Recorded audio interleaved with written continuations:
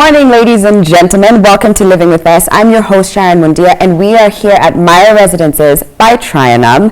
Now, if you are a creative, or you are in the entertainment industry, or you know someone who is, then I am telling you, you're in for a show and a half. And you might want to call your friends and be like, all right, okay, tune in right now, because this show is going to get you pumped up and get super excited about life. And you might even, by the end of the show, you might want to look for this gentleman's contacts because he has mentored so many people in the creative and entertainment industry for 30 years.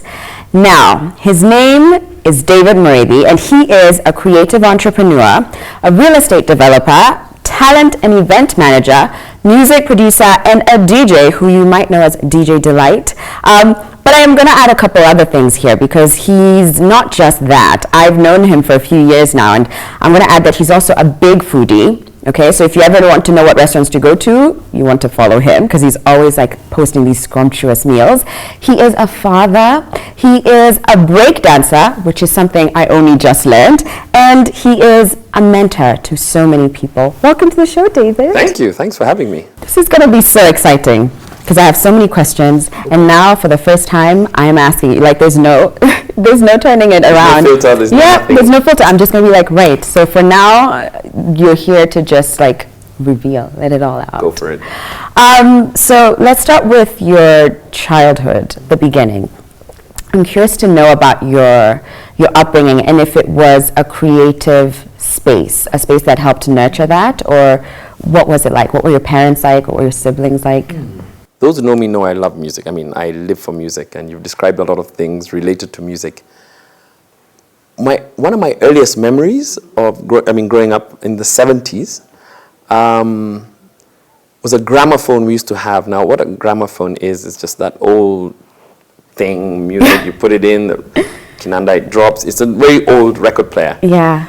But we used to have one at home, and my father and I guess my mother had a whole set of records, vinyl records that they used to play a lot. Yeah. And I think one in every other weekend we had a party at home, or they had a party at home. Okay. So we always had guests. They were always dancing in the sitting rooms. They were always, I mean, you're scuttled off to bed, of course, early, etc. But I always used to come and sneak and just watch these guys dancing away, playing music, changing music, and it fascinated me. And it's absolutely by no accident I got involved in the entertainment industry. I totally blame my parents. Right. And now it makes sense why you are the way you are, because you are a people person. And I see from very early on you were surrounded by people. And it was easier for you to sort of allow others to be in your space because you're that. If you ever go out for lunch with Dave or just see him, he's within 10 minutes he spotted 5 people, at least 5 people he's going to say hi to. It really is. It really is the case. What did you want to be growing up? Was it clear to you even that early that? Well, when I was 7, I wanted to be an Air Force pilot. When I was 9, I wanted to be a doctor. When I was 11, I wanted to be Michael Jackson until I got a crush on his sister Janet. So I dumped that because that would have been awkward. When I was 13, I wanted to be a philosopher. So I've been very many things in my life. I love that you've even got stages at which I have stages. All right. When I was 13, 14, I got very introspective and started reading a lot of Plato and Aristotle and War and Peace, Tolkien and all sorts of deep philosophy, and I got very philosophical, very intellectual. Yeah. And I thought, meaning of life. It's like, what the heck? Right. Should have just been there playing with my toy guns and stuff, which I did anyway when I was younger. Yeah. And then just so different stages in my life, I've been influenced by different mentors, influences, people I've come in contact with, and each of them spark something new in me. So what about when you were like 16, 17? Because that's when you start to think about uni, 18, that's when it gets serious. So who were your mentors? Who were you looking up to then? And what did you end up studying in uni? I was very lucky. I had much older mentors when I was younger. Did you go out looking for them, or did it just happen? I think it was a mix of both. Okay. There is one I did look out for, and but that was a bit later in my early 20s, and is still my mentor up to today, one of my mentors. But some of the others were sort of suggested to me by my father, by a very good friend, a much older family friend, and they really shaped a lot of conversations in my head. And one of them particularly, he was a chartered accountant in That means auditor, basically, in England. And I think he veered a lot of my thinking around being an accountant. And I did end up being an auditor for my sins, for part of my life with Ernst & Young in London. Right. And in Kenya, actually, after that. Yeah. So yes, I think there have been different things, but I've also had creative mentors. Even through your auditing days? Well, yes, actually. Okay. Yes. Okay. From the age of, I think, 17. On the creative side, I've been lucky to know a lot of, well-known creatives, so to speak. So really just being mentored through. It's interesting that you went into like a very serious sort of, 9-to-5 desk profession and desk job. So during that period, were you also, channeling your creative side? Were you like breakdancing? By the way, I've got to put that video up of you breakdance. Please don't hate me, David. We've got to show it because I just learned that he breakdances. So we're going to have that here. We're going to have that here so people see a different perspective of you, which I think is so much fun.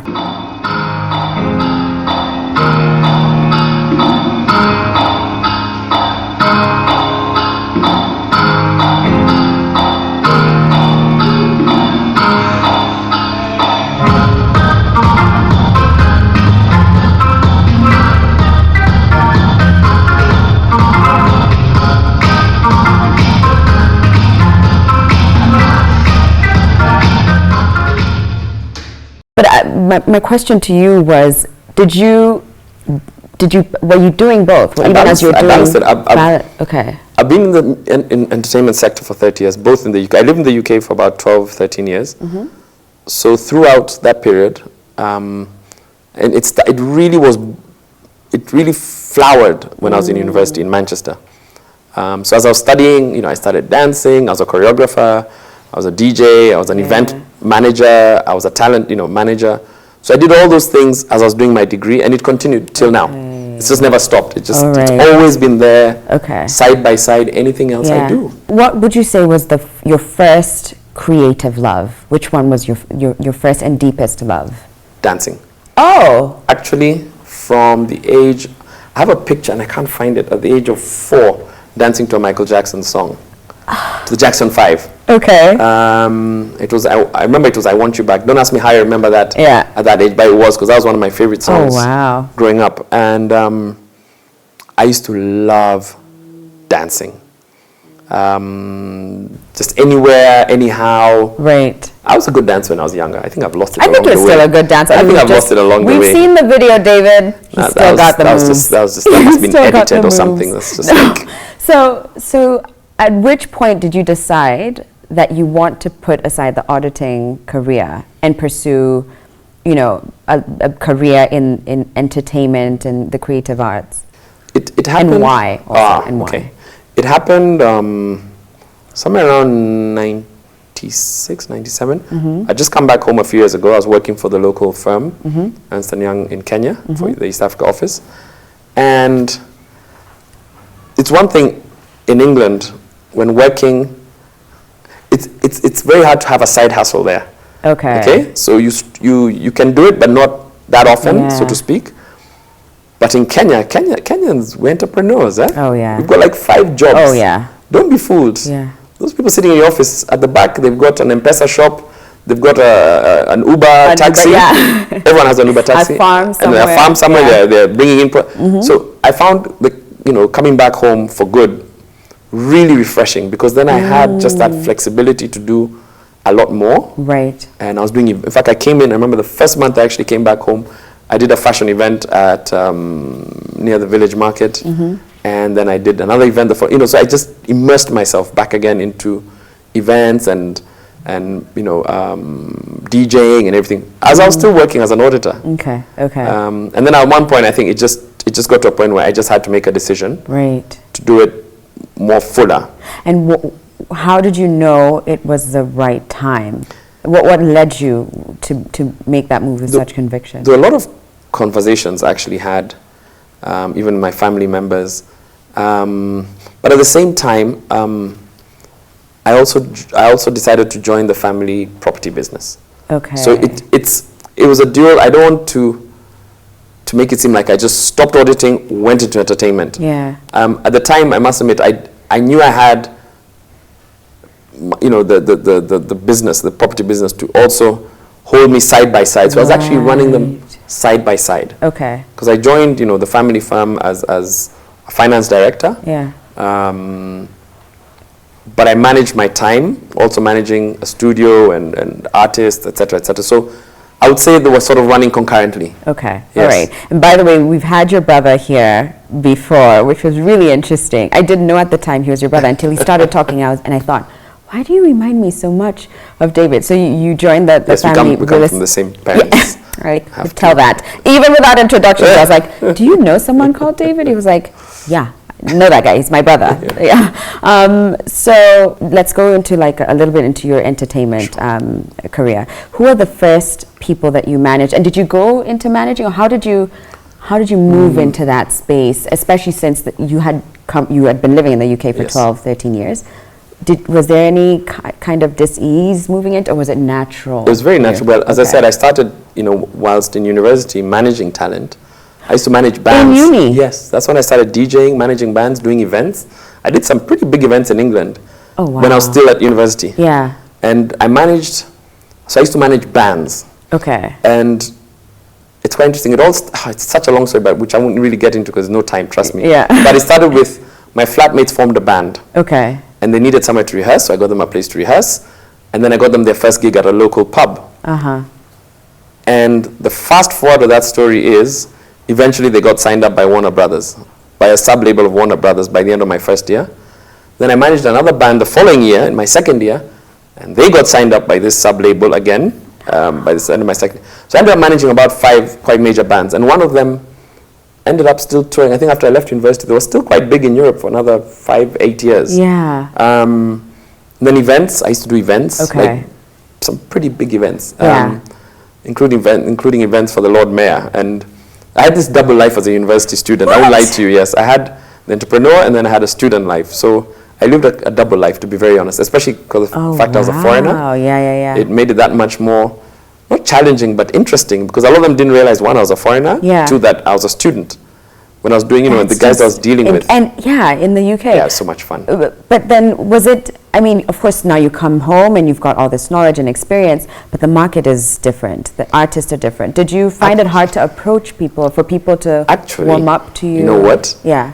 Again, I can't even credit my success to pure strategy and everything. Yeah. Actually, I think I came home at the right time. Okay. It's, sometimes success is a combination of, yes, putting in, your work's worth and your strategic, but timing is also everything sometimes. Just being the right time, right place. I agree. It's everything. Yeah. And when I joined the industry in fully fledged in '97, I met up with my then partner Ted Josiah, who's a very well-known producer, and we started doing projects together from different setups. He was at a place called Sing Sound Studios.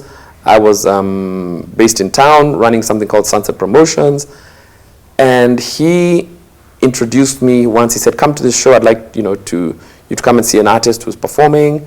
I want you to have a look. And he knew that I was in what I used to do in England, because I met him through a friend called through Pete Odera, who he used to perform with in a group called Heart back in the day. And so I watched this artist perform, and he finished, he came off stage, I was introduced to him. I was like, you've got talent, huh?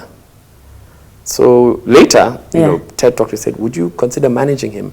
That artist was an artist called Hardstone, who ended up becoming, who really, I think, opened up the pop world. And he's the first artist I managed in Kenya.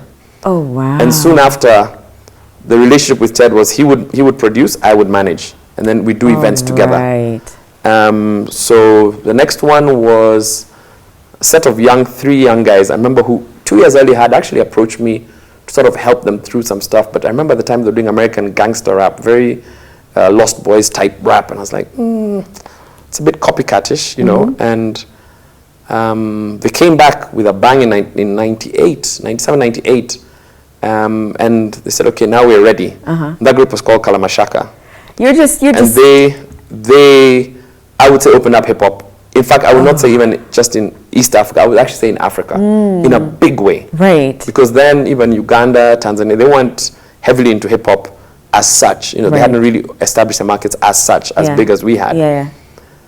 And it followed like that. You know, I managed a whole lot of artists after that. He was talking to us about his journey into the entertainment space in Kenya, and you mentioned how you started managing Hardstone, Kalamashaka, and many other people, which I'd even like for you to get into. But the way you say it, it's almost like, you know, we just met and it just happened, and I started managing. But I don't for a second think it was that easy. It was actually a lot of that. I mean, I credit Ted.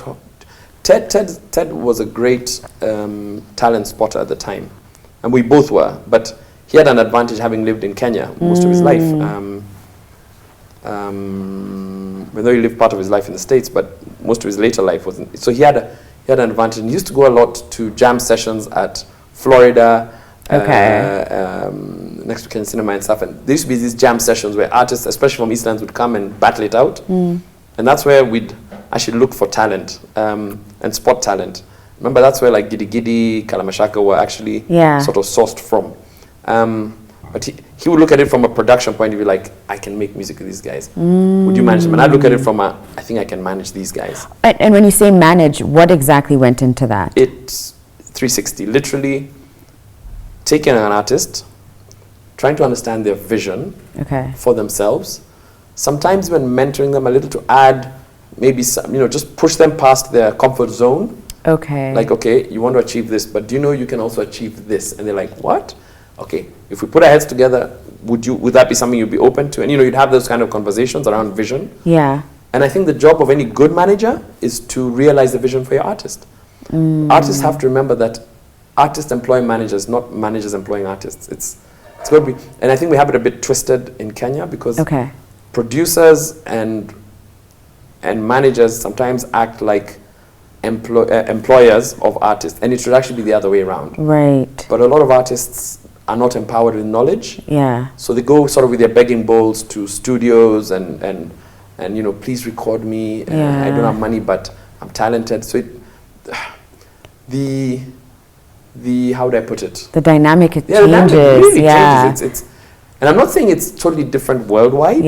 But in some cases, it does happen a lot, even overseas, admittedly. But I think in Kenya, from my experience, more so than And for me, I've always tried, and I think the artists that I've managed would attest to this, I've always tried to empower the artist and mentor them more than anything else. Just not manage them, but mentor them. And I think I can say proudly, and with no lack of humility, but proudly, that the artists who I managed are not only still in the entertainment sector actively, but turned out really well. Icons. Can you mention a few? You've mentioned a couple. Gidi Gidi Maji Maji, Sheila Mwanyiga, Atemi. And Atemi was actually part of the first, a lot of people don't know this, a group called Into. The lady called Natasha Njeh, formerly Gatabaki. There was a group called Into, they were in USIU. And they had this act, and they did a couple of songs, and they did quite a number of tours. Group called Into. That's where I discovered Atemi. Age has caught up. No, but I mean, a Necessary Noise. So I started managing Waire and Azizi separately. And then Babzigi joined the scene, and I started managing Necessary Noise as well.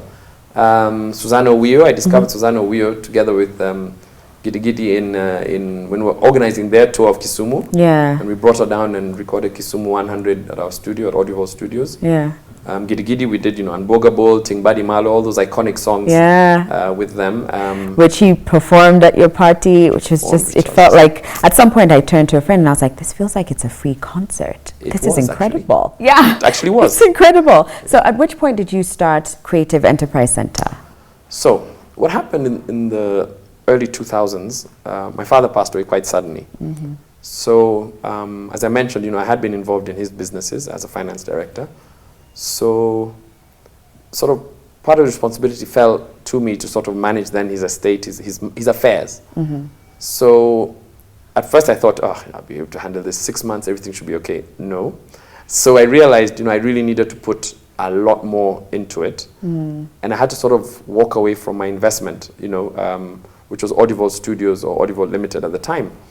So I sold the business, the recording part, to my partner Ted Josiah, which actually originally Mike Rabao of Homeboys was part of our business. Then he left to really set up Homeboys the way he envisaged it, because it actually had started a few years earlier. But you know, it's what it is today. It's massive, and because it wasn't part of our strategic vision to invest in then, you know, a DJ audiovisual training school, we chose not to join his investment. So he actually left to set that up, and he did very well with it.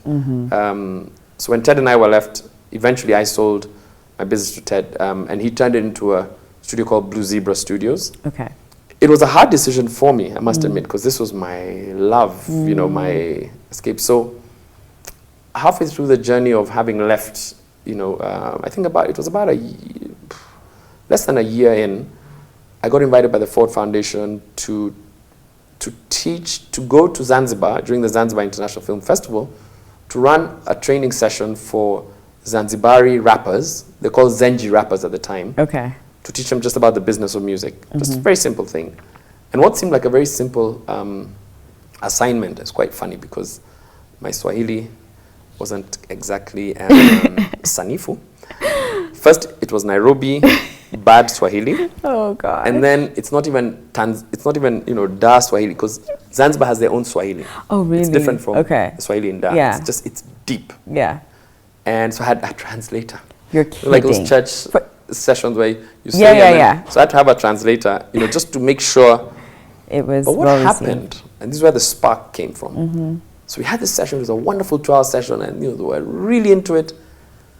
So I walked out, I remember, into the courtyard later, and these guys came for me. So I thought, oh, did I do something wrong? Because they were literally, they came at me. You know, the kids were in the session, and they sat me and said, look, we don't talk to you. And we sat, I remember, by a tree. It was quite scenic. We sat by a tree, and they said, you know what? Some of the things you told us today, we've never heard before.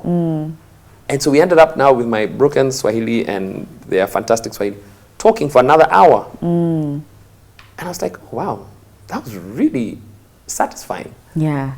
And so when I came back home, I started consciously thinking about, what if we start, you know, sort of training artists, talking to artists about. So it started first with sort of slight group mentorship type thing, and before I knew it, I was being invited to similar things, and before I knew it, I started designing curriculum. And one thing that really then set me up was the British Council was starting in Africa, actually was starting an Africa-wide project, creative enterprise training, which was just perfect timing. Yeah.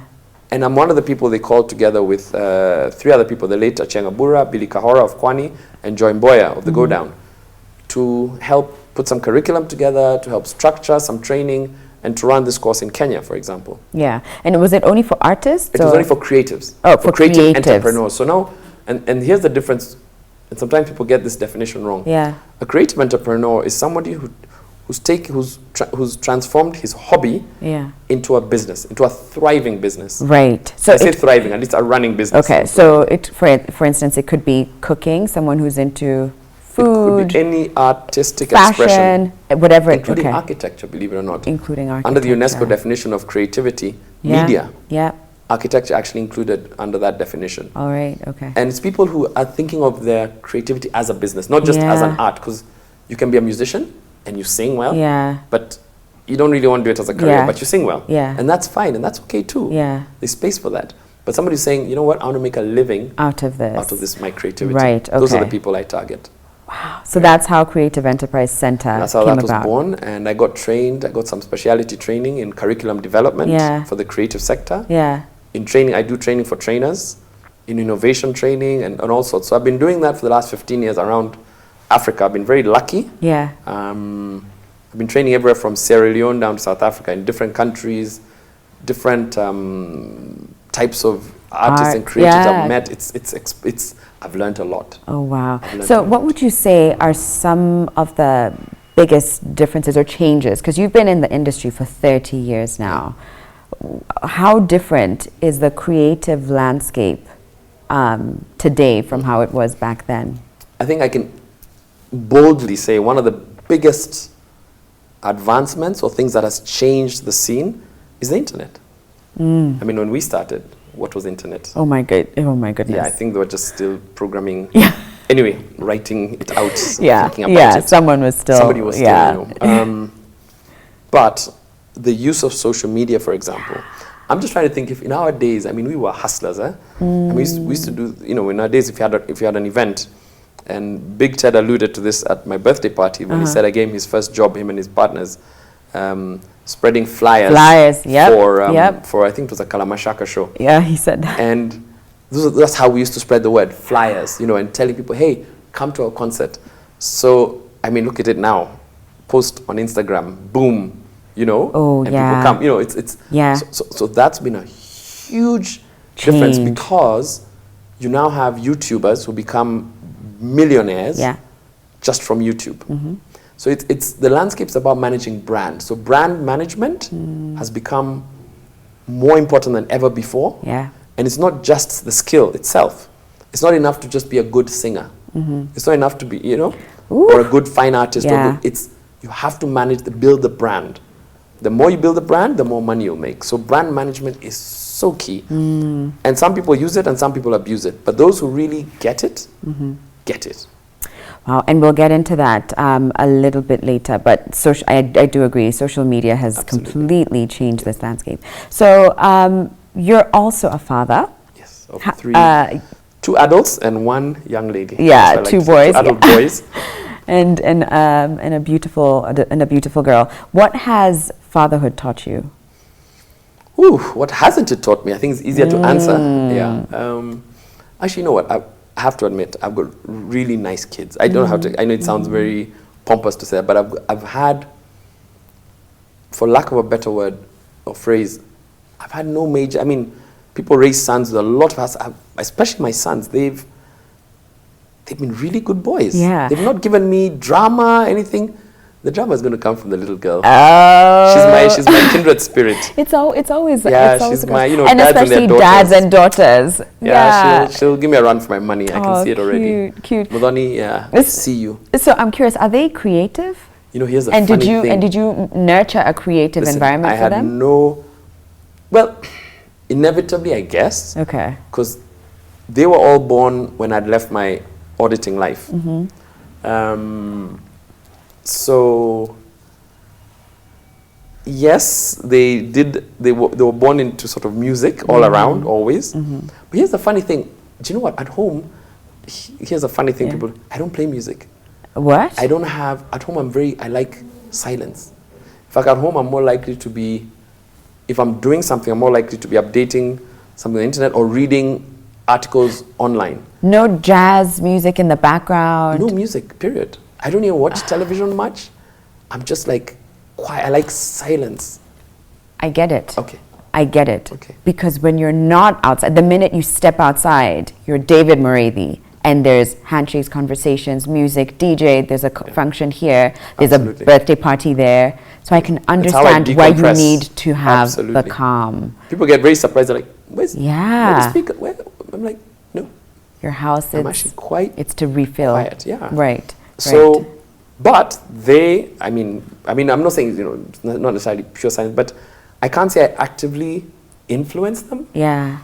But they're all creatives, Oh, wow. one way or another. Yeah. I mean, I know creatives like, okay, my eldest son is in university overseas doing a degree in 3D animation. My second son, my second born, is originally wanted to be an engineer. I mean, he was physics, chemistry, A student, everything. And then one day, a few years ago, he said, oh, can I do engineering and music? I said, yeah, that's cool. And then later he just said, actually, can I just do music? Wow. And I told him, you know, you've come to the right parents. Lucky you. And that's what he wants to pursue, hopefully later this year, as a degree. Incredible. Composition. He plays 5 instruments, he composes, he was in the Safaricom Youth Orchestra until recently. So he's just musical, and I'm so proud of him. And my daughter, I think, is going to become a performing artist, although she wants to become a fashion designer and a lawyer. So, you know, And everything, do it all, honey. Big up to her. Do it all. She's amazing. Well done. So let me ask one more question before we go on a break. Absolutely. And this is really important. So I need you to think and think hard before you answer. Okay. What is the secret to throwing an iconic birthday bash? Because it's been a week and I'm still like, what just happened last week? So, I mean, there were all these artists, the people that he mentioned before. Giddy Giddy. I mean, Sauti Soul even were there and they were performing. You had Blinky Bill. Night Boy. Exactly. Night My Boy. ringtone. He's my ringtone. Yeah. 2-in-1 is my ringtone. And it is actually, because every time it rings, I'm like, yeah. But Necessary Noise was the closing act. So what's the secret, Wio. David? Because of pen and paper, ready. Okay. What do we need to do to throw? First, be in the music industry 30 years. Okay. Because actually, the thing is, it wasn't just a birthday party. It was also 30 years. It was a celebration of 30 years in the industry. So admittedly, I did call in some favors. But luckily, they weren't hard favors to... I mean, the artist was so giving and so willing and so... I mean, everything there, literally, I won't lie to you, was a favor. Yeah. My party didn't cost me a cent. Wow. Everyone just chipped in, you know, sound, homeboys chipped in. Alan Oyugi, who runs this, you know, amazing organization, gave me sound and, gave me lights and screens and you know, it goes so on to and show so forth. Your character. I think that's a testament to who you are. Well, I was touched. I mean, people did say nice things. And I told them, if you're going to say nice things, say them today on my birthday. Not at my funeral. Right.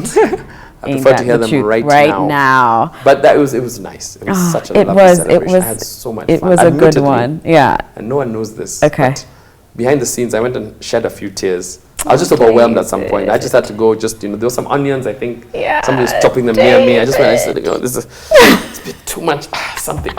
Composed myself, then I came back into the world. Yeah. And, it was. I did mention this before, but he, for the past, I want to say 5 years, is it? 5 years? I think about 5, has been my mentor and has guided me through a lot of, you know, the ups and downs that comes with the business of entertainment, social media and all of that. And so now I want us to dive deep into mentorship and nurturing creatives.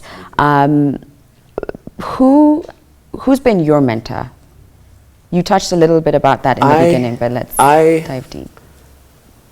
I've had 3 or 4 mentors concurrently for different things. One of my business mentors is actually a cousin of mine called Patrick.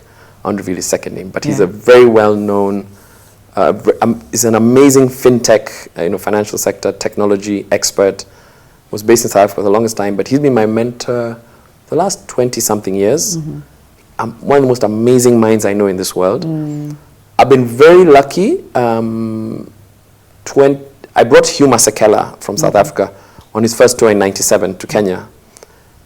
And since then, we became family up until the point of his death. We literally became family.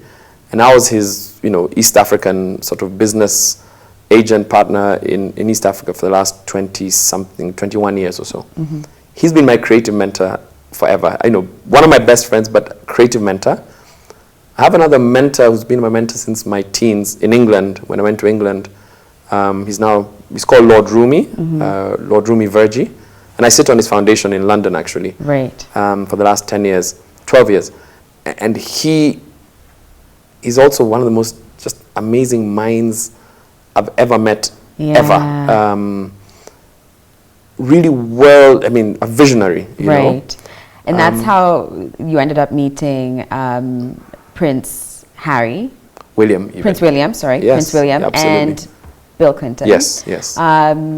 And you've got, actually, David has got a bunch of pictures and moments with presidents, and you've also got one with, you DJ'd for Barack Obama. I did. No big deal. DJ for that Kenyan. It's just like, I'm just a DJ here. It was just Kenyan, honestly. It was just Kenyans hanging out, to be honest. Yeah, just no big deal, but just Barack Obama, Prince William. But that's been, to be honest, that's, I take it with all the humility that it deserves, it's been through, the mentorship that I've gotten, that I've actually managed to sit on quite influential boards and foundations that have given me access to such people. But you know what?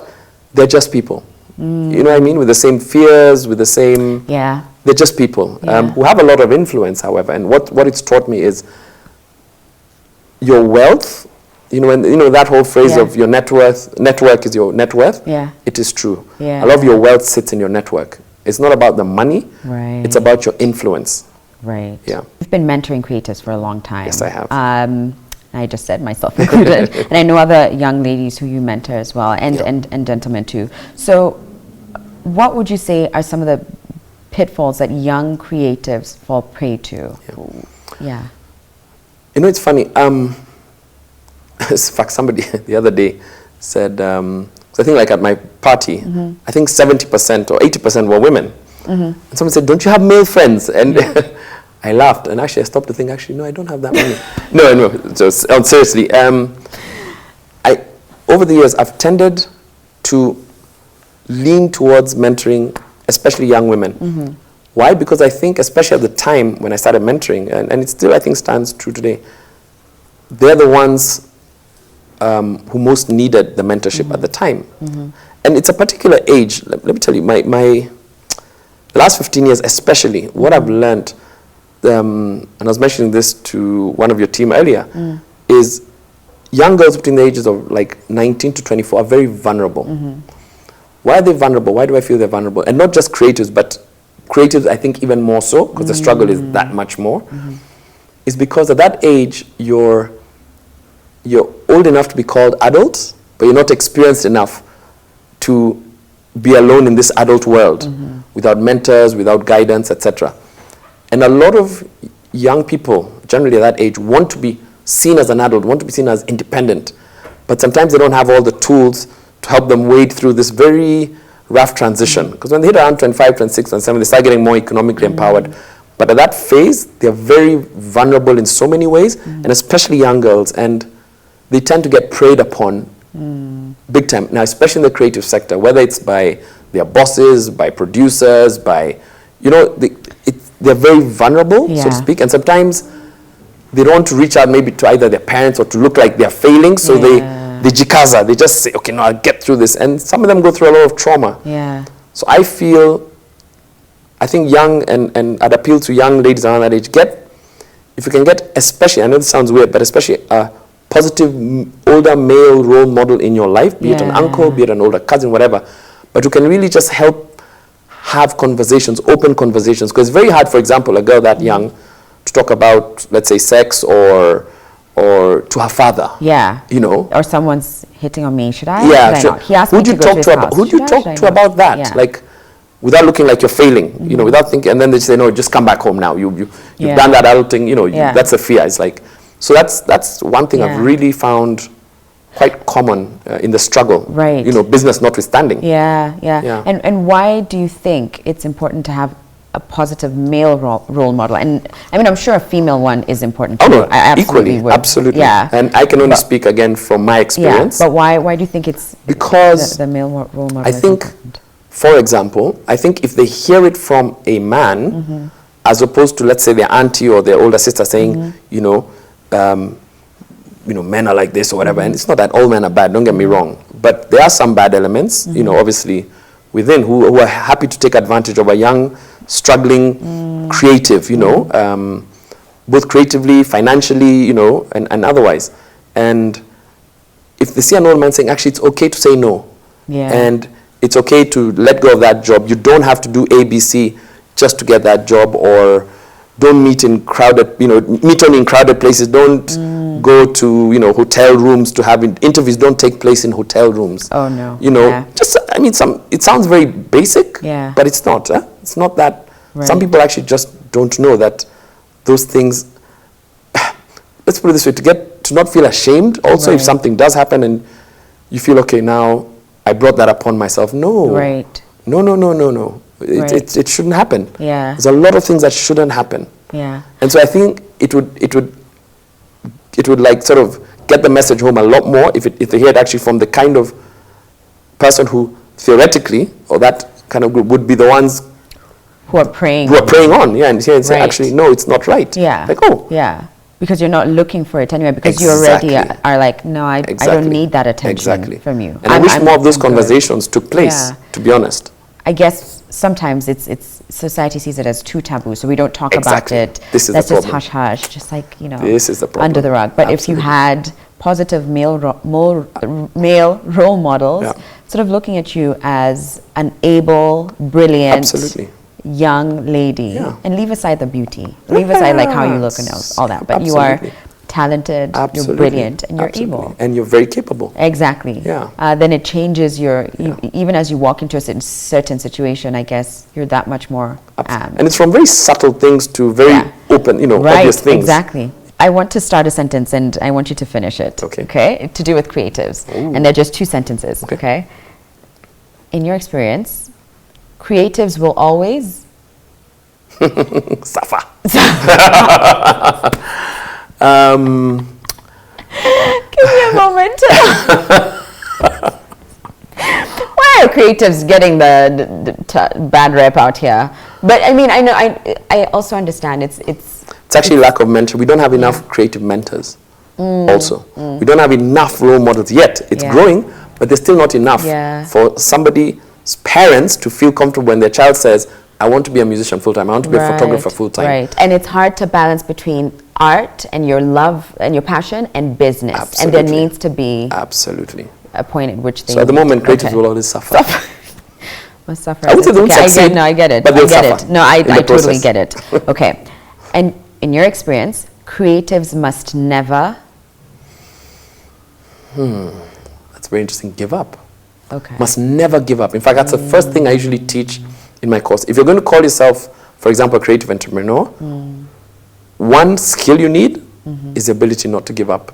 Just as an entrepreneur generally, but more so as a creative. Yeah. Because you'll have everything against you. Like throwing your parents say you're not meant to do this, society will tell you this is wrong, the church will probably tell you this is also wrong, you cannot be dancing like that, you're too suggestive or whatever. Right. But you must never give up, especially your dream. Just must never give up. However bad it seems. You touched on this a little bit at the beginning, and you said in your house it's always silent, and it's almost like that's how you fill your cup. But I'm curious to know in which other ways you do that, because you're in a space where there's a lot of people coming to you asking and taking and saying, I need, guide me, show me, where do I go, how do I start? So what do you do to fill the cup? I'll be spending the next couple of days doing an off-site camp for the Kenya Music Festivals, training young people in music business. My biggest passion is actually in training and mentorship, especially the training side. I actually fill my cup that way. There are 2 ways I fill my cup. Training, I get such satisfaction you won't even believe. Okay. And DJ, I love being able to influence people's happiness and their moods through music. And that's what a DJ does. He's just an influencer of moods, I always call it. Oh, wow. Yeah. An influencer of moods. Yeah, absolutely. Which, by the way, if you want to catch some of his DJing, you can do so every Sunday at Ankole. At Ankole, we've got a sundowner from 4 p.m. Yeah. Just easy 70s, 80s, 90s, easy jams. Yeah. You see, that's how I refill every week. Right. I don't even know why they pay me to do that. Isn't that the beautiful part? It is. Like when you're able to start getting paid for something that you're so passionate about, and you that's do, the you would do. joy of a creative. That's why creatives must never give up. Right, because that's where we're all trying to converge to, the point at which your love and your passion allows for you to do so without worrying about the basics. And you make no apology. Absolutely. Oh, David, this has been so lovely. It's been fun. Thank you so much. Thanks for having me. No, it's a pleasure. Finally. I know, like you've had all these other people in the show. I was like, when's she going to get to me? I know, now you're here. Amen. Now you're celebrating. Look, Ma, I made it. I made it. You're celebrating 50 years in the world, 30 years in the industry. Any highs and lows that come to mind from the past 30 years? Highs, I think seeing the legacy I've left behind is a huge high. It's all about legacy, really. It's like, what are they going to remember you for? It's not how much money you made or what fame you had. It's how many people did you mentor, advise, and influence to succeed as well, so that they can also pass it on. So that 3 generations down, you lit a spark that's still, giving 2-3 generations down and further. So for me, that's a huge high. Lows is seeing people give up, is seeing people get depressed, is seeing people, there's a lot of mental illness and challenges within the industry, and not enough support for it. So, that's a huge problem in the creative sector. In the industry. Creatives tend to be a bit emotional. No, I get it. Oh, I get it. I get it. I know that for a fact. You know, I just wanted to say that I'm a testament to your legacy. I'd like to say that, and to know that legacy really, it's like it's in every interaction that you have. It's not this thing that you do at the end of, 50 years. So I think even at 21, when you were managing your roommates, that was your legacy. And that was you building your legacy. When teachers see their old students and they get really happy, I get it now. Aww. Like, I really get it. I love seeing people succeed. I love it. Bless you, David. Thank you. Thank you guys for watching. I hope you enjoyed today's show. And if you are in the creative space, you heard it from David, do not give up. Do not give up.